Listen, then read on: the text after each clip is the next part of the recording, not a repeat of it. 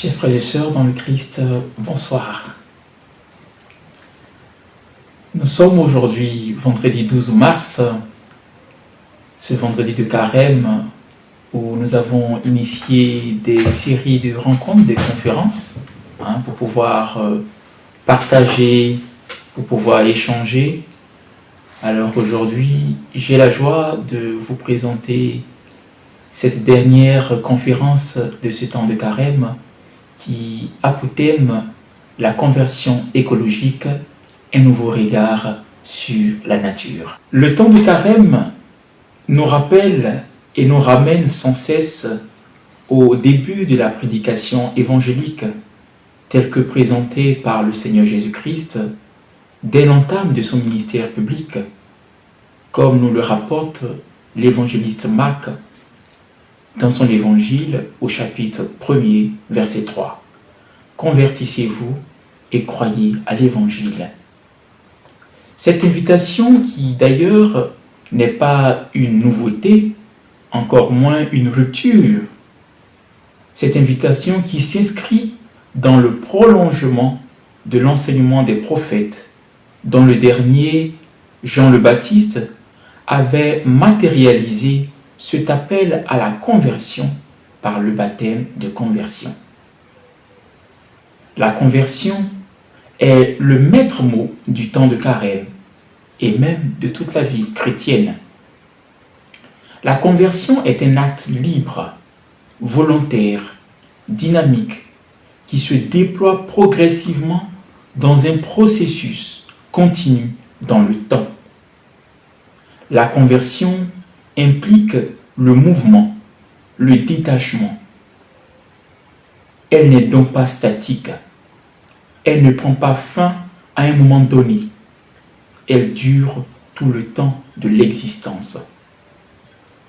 D'un point de vue notionnel et sous l'angle de la religion, la conversion peut être définie comme l'action de se détourner du mauvais chemin pour se tourner résolument vers Dieu. Je veux donner ici, à titre d'illustration, précisément 3 faits dans la littérature biblique qui mettent en scène des actes de conversion. À la suite de la prédication de Jonas à Ninive, tous les habitants de Ninive, le roi y compris, entrent résolument dans une démarche de conversion. Et nous pouvons le voir dans le livre de Jonas au chapitre 3, versets 1 et suivant. Saul, le persécuteur des chrétiens, sur la route de Damas, fait une rencontre inopinée avec Jésus. À la suite de cette bouleversante rencontre, s'ensuit la conversion de Saul, qui s'appellera dorénavant Paul. Et nous pouvons le lire dans le livre des Actes des Apôtres, au chapitre 9, versets 1 et suivant. Et l'image la plus représentative pour moi, la plus populaire dans un certain sens, c'est la parabole de l'enfant prodigue dans l'évangile de Saint Luc, une pièce unique qui traduit toute la dimension et la profondeur de la conversion et la miséricorde de Dieu. Ces différents tableaux nous disent avec leur particularité ce qu'implique l'acte de la conversion. Ils n'épuisent pas l'explication de la notion, mais ils nous introduisent quand même dans la compréhension de ce que c'est que la démarche de conversion. C'est d'ailleurs cet appel à la conversion que nous lance le prophète Joël dès la première liturgie de ce temps de carême. C'est un idéal qui motive notre vie chrétienne et spécifiquement notre entrée en carême, où nous puisons de façon particulière au moyen de la liturgie et des exercices spirituels, des moyens nécessaires et efficaces pour entrer véritablement dans une démarche de conversion et surtout pour déployer cela dans notre vécu de manière concrète. La conversion est le fruit d'une rencontre personnelle avec Dieu. elle est suscitée par Dieu lui-même, qui en prend l'initiative. La conversion jaillit d'une prise de conscience de notre fragilité, de notre égarement, qui entre en dialogue avec la bonté et la miséricorde du Seigneur.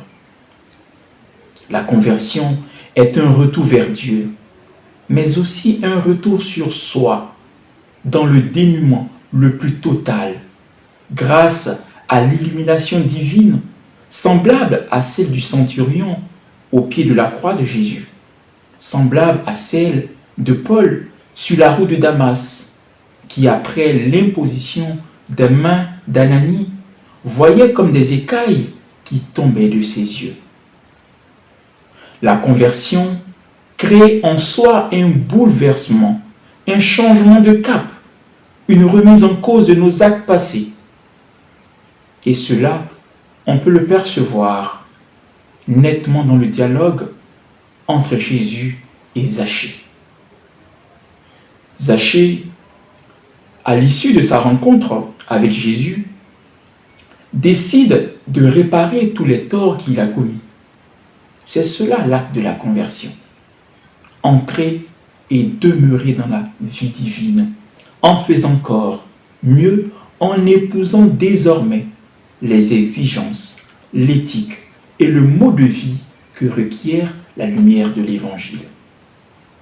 La conversion se décline comme la transformation de notre être tout entier, mu et soutenu par l'action de l'Esprit Saint. Et aucun aspect de notre vie ne doit échapper à la conversion. La conversion se joue sous 4 angles ou sous 4 rapports. Conversion vis-à-vis de Dieu, conversion à l'égard du prochain, conversion envers soi-même et conversion vis-à-vis de la création. Ces 4 aspects sont importants, les uns que les autres. Ils forment une structure homogène.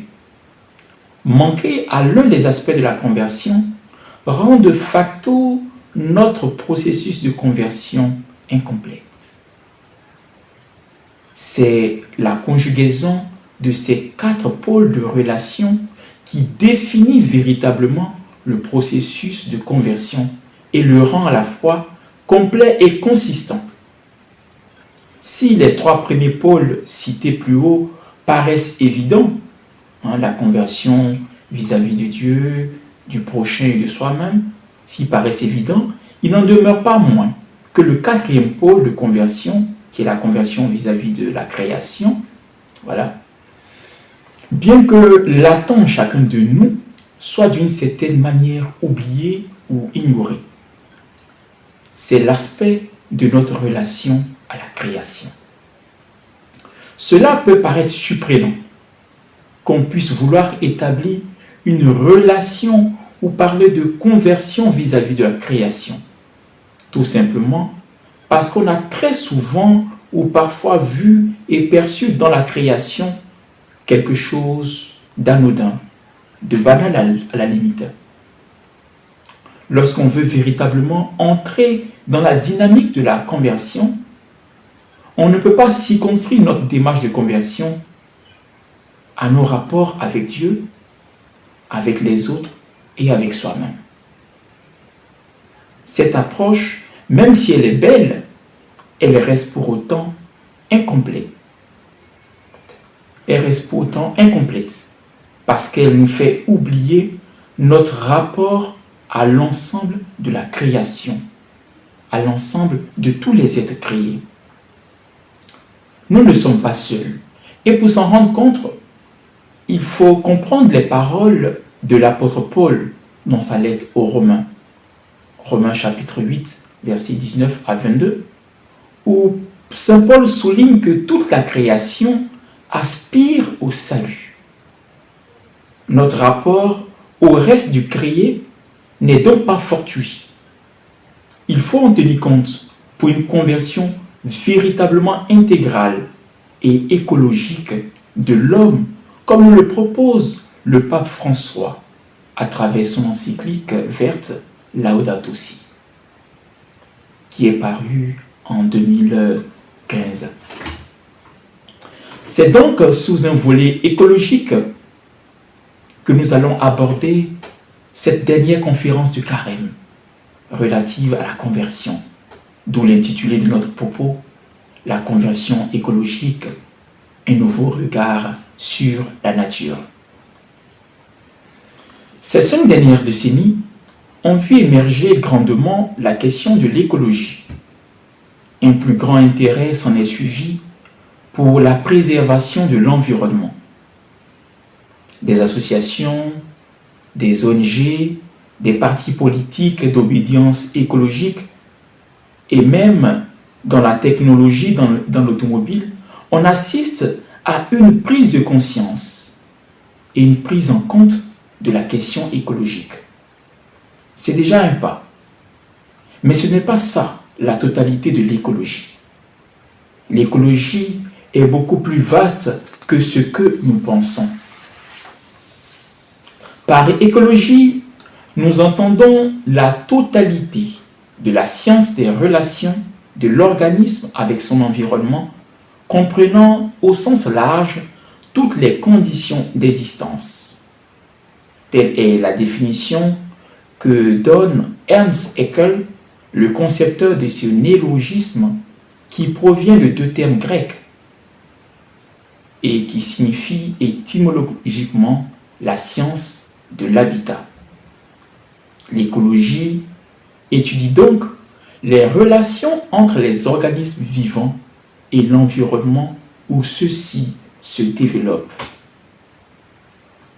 On peut bien se demander le lien qu'il peut avoir entre la notion de conversion, qui dans notre contexte ici revêt une coloration totalement religieuse, et l'écologie en tant que discipline scientifique et profane. L'écologie concerne l'ensemble du créé, concerne tous les êtres de la création. Elle s'intéresse aux relations de tous les organismes avec leur environnement. Il serait par conséquent très réducteur de penser l'écologie comme une simple attention ou une lutte pour la préservation de la faune, de la flore, d'où l'homme doit être supprimé ou extirpé. Ou encore de penser et de cantonner l'écologie dans un système de pensée qui milite pour une réduction d'émissions du taux de carbone ou limiter l'écologie à un système de recyclage des déchets. L'écologie est beaucoup plus vaste que cela. L'écologie touche toutes les composantes de la création. Et c'est pourquoi elle ne peut échapper au discours de l'Église. On pense généralement que la pensée de l'Église sur la question de l'écologie a débuté avec le pape François. Non, cela n'est pas vrai. L'Église, bien avant l'avènement du pape François, s'est toujours intéressée à la question de l'écologie. Il faut reconnaître que depuis quelques décennies, en particulier depuis le pape Paul VI en 1970, la question de la crise écologique est devenue une préoccupation de l'Église catholique. Le pape Jean-Paul II donnant à ce thème une dimension tout à fait remarquable, mais dans un enseignement très dispersé. Notons qu'il a proclamé Saint François d'Assise, patron céleste des écologistes, dès la 2e année de son pontificat. Et tout au long de son enseignement, il a développé ce qu'on peut appeler une vraie théologie de l'écologie. Sous son pontificat, s'est élaboré le compendium de la doctrine sociale de l'Église, qui consacre, chose nouvelle, un chapitre entier à la question écologique.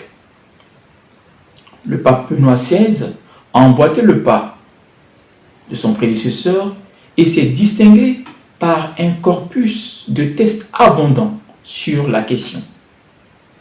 Et nous recevons en 2015 une encyclique du pape François qui porte entièrement sur l'écologie, qui est Laudato Si. Il faut tout de même relever qu'à la différence de ses prédécesseurs, le pape François s'est prononcé plus largement et de fort belle manière sur la question de l'écologie intégrale, et en l'occurrence sur la conversion écologique, avec à la clé une encyclique qui était attendue et qui a été bien accueillie dans les cercles écologiques. On ne peut parler de conversion écologique sans se référer à l'encyclique Laudato Si du pape François, qui est une véritable mine d'or, une pièce maîtresse dans la pensée et dans le discours écologique de l'Église. Si nous parlons de conversion, cela traduit de facto qu'il y a un mal, un problème, une offense qui trouble l'harmonie de la création et qui menace la fraternité cosmique si chère à saint François d'Assise. Le pape François, dans son encyclique, fait l'état des lieux de notre maison commune à tous, en présentant les crises et difficultés de divers ordres qui y sont présentes. Ce constat, nous pouvons le faire de nous-mêmes, en observant tout simplement notre relation à la nature, notre relation à la création. Le tableau qui ressort de l'analyse est sombre et triste. L'homme à qui en effet la création a été confiée est au centre de ce désastre écologique, et cela par de multiples façons. Par le gaspillage récurrent des aliments, comme indiqué au paragraphe 50 de Laudato Si. Et je cite, « Nous savons qu'on gaspille approximativement un tiers des aliments qui sont produits, et que lorsqu'on jette de la nourriture, c'est comme si on volait la nourriture à la table du pauvre. » Le pape a aussi évoqué la question de la pollution des eaux, pollution des airs, la déforestation, les ordures, les déchets non biodégradables, le changement climatique dû aux graves répercussions environnementales, sociales, économiques, distributives ainsi que politiques. Le pape aussi a encore relevé une grande pénurie d'eau, la perte de la biodiversité avec la disparition de certaines espèces végétales et animales, la détérioration de la qualité de la vie humaine et la dégradation de la vie sociale. Et le paragraphe 43 de Laudato Si est très parlant à cet effet. Et je cite, « Si nous tenons compte du fait que l'être humain est aussi une créature de ce monde qui a le droit de vivre et d'être heureux, et qui de plus a une dignité éminente, nous ne pouvons pas ne pas prendre en considération les effets de la dégradation de l'environnement du monde actuel, de développement et de la culture du déchet sur la vie des personnes. » Le paragraphe 48 de Laudato Si nous révèle par ailleurs que la détérioration de l'environnement et celle de la société affectent d'une manière spéciale les plus faibles, les plus pauvres de notre monde.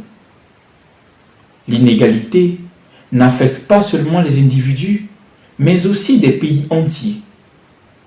Il y a en effet une vraie dette écologique, particulièrement entre le Nord et le Sud, liée à des déséquilibres commerciaux avec des conséquences dans le domaine écologique et liée aussi à l'utilisation disproportionnée des ressources naturelles historiquement pratiquées par certains pays. Laudato Si, numéro 51. Pour les besoins de la présente conférence, je ne pourrai pas m'étendre et dérouler in extenso la liste des facteurs de crise qui défigurent notre maison commune à tous. Toutefois, force est de reconnaître que la responsabilité de l'homme est mise en cause dans cette crise écologique. L'homme a en effet perdu ce lien originel avec la nature, qu'il perçoit désormais comme un espace à exploiter à fond, sans aucune restriction, sans éthique, sans règles. Et c'est bien cela, le paradigme technocratique que l'encyclique Laudato Si met à nu, ainsi que le consumérisme entretenu par notre culture actuelle de la consommation et du profit illimité. Cela est difficilement percevable si nous voyons la nature comme une chose entièrement à notre service, une chose à assujettir, et non comme un jardin à cultiver et à embellir. Nous sommes tellement ballottés dans notre culture actuelle de la consommation qu'il est difficile de remarquer nos manquements à l'égard de la nature et de la création. Pour y parvenir, il faut véritablement une réelle remise en cause de soi, un examen de conscience sincère, profond, comme on le fait lorsque nous nous préparons pour le sacrement de la pénitence. La conversion écologique se révèle aujourd'hui comme une nécessité, une urgence, une voie à amorcer coûte que coûte. Et cela à travers des actions concrètes qui doivent impacter et changer notre mode de vie, notre regard sur la nature ainsi que notre spiritualité. Pour réaliser cette réconciliation, nous devons examiner nos vies et reconnaître de quelle façon nous offensons la création de Dieu par nos actions et notre incapacité d'agir. Nous devons faire l'expérience d'une conversion, d'un changement de cœur. La crise écologique est un appel à une conversion profonde intérieure. Elle met en effet à nu l'ignorance ou la méconnaissance de la nature par l'homme. Cet état de fait force du coup le rapport de l'homme à la nature. La nature n'est pas la propriété de l'homme. L'homme n'en est que le gérant.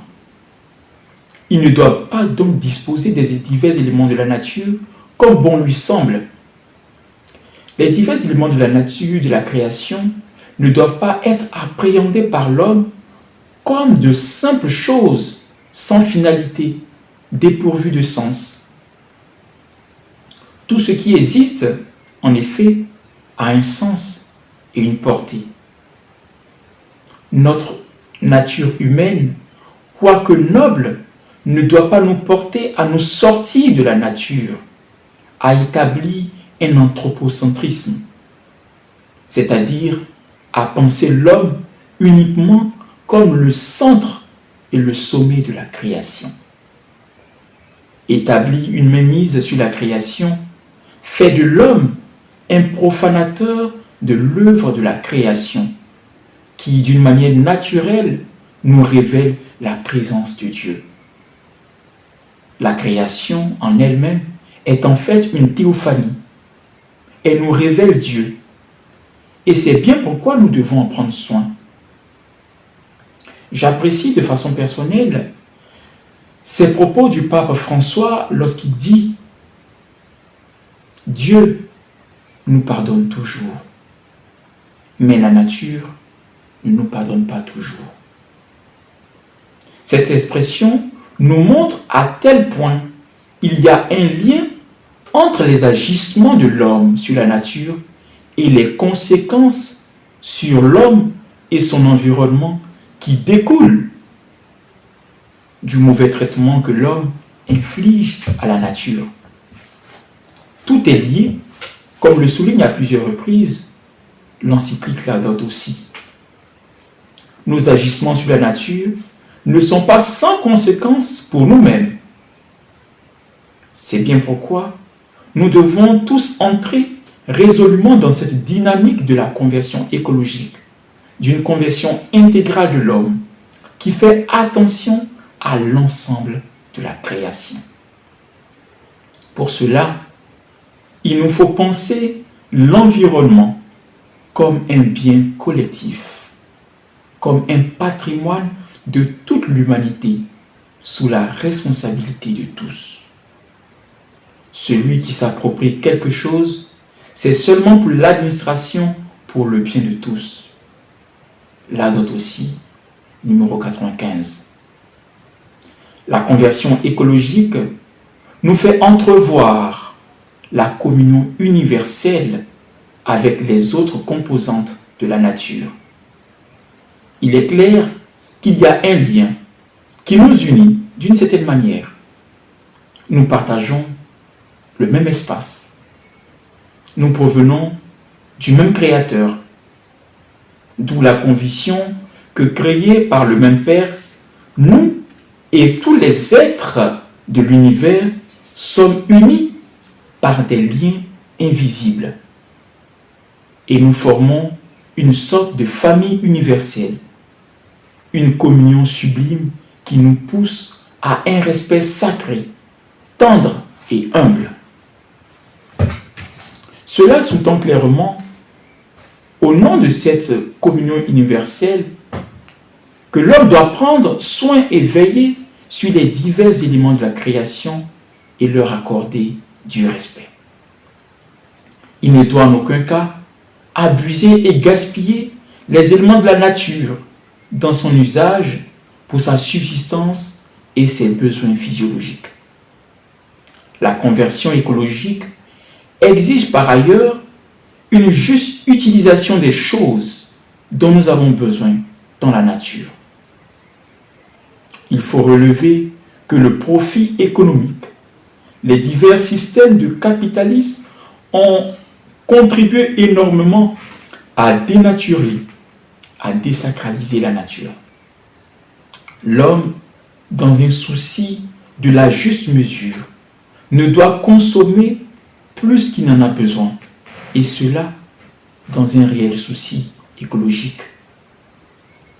La conversion écologique peut être possible que si l'homme accorde de la valeur à chaque élément de la création, comme un être à part entière, car chaque créature a une fonction et aucune d'entre elles n'est superflue. La dot aussi, numéro 84. La conversion écologique que nous prônons n'est en rien opposée aux avancées de la technologie et des sciences.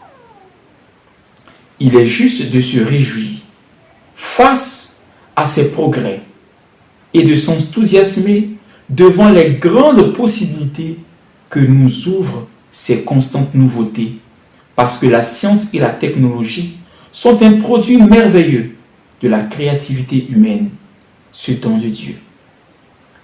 La modification de la nature à des fins utiles est une caractéristique de l'humanité depuis ses débuts. Et ainsi, la technique exprime la tendance de l'esprit humain au dépassement progressif de certains conditionnements matériels. La dot aussi au numéro 102. La conversion écologique ne demande pas à l'homme de retourner vivre dans le passé. Elle invite plutôt à un respect religieux de la création, qui mérite d'être contemplé et non vu essentiellement comme un espace à occuper de façon irrationnelle. Penser la conversion écologique, c'est assurément rétablir chaque composante de la nature dans sa dignité. C'est aussi remédier au spectre de plus en plus envahissant et inquiétant du paradigme technocratique qui fragilise le tissu social, politique et économique. Aujourd'hui, le paradigme technocratique est devenu tellement dominant qu'il est difficile de faire abstraction de ses ressources. Et il est encore plus difficile de vouloir les utiliser sans être dominés par leur logique.